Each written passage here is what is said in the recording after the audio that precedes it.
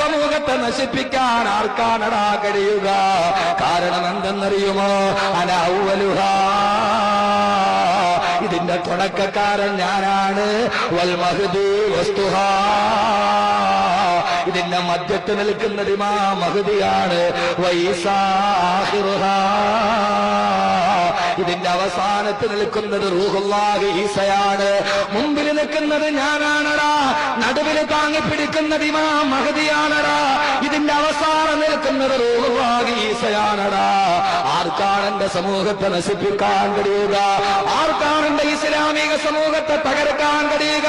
എത്ര അബൂ ഖുറൈബുകൾ ജനിച്ചാലും, എത്ര ഖുർആനുകൾ പിച്ച് ചീന്തിയാലും, എത്ര മുസ്ലിമീങ്ങളുടെ ശിരസറ്റ കബന്ധങ്ങൾ കൊണ്ട് തേരോട്ടം നടത്തിയാലും, ഏതൊക്കെ ബോംബുകൾ വർഷിച്ചാലും, എത്ര നാപ്പാം ബോംബുകൾ ഉണ്ടായാലും, ആയിരക്കണക്കിന് ബോംബുകളെ സംവിധാനിക്കുന്ന പെന്റഗൺ എത്ര കുതിച്ചുയർന്നാലും, എന്റെ സമുദായത്തെ നശിപ്പിക്കാൻ, എന്റെ സമൂഹത്തെ ഈ ഭൂമിയിൽ നിന്ന് പിടിച്ചു മാറ്റാൻ, തുടച്ചു മാറ്റാൻ ഒരു മനുഷ്യനും കഴിയില്ല.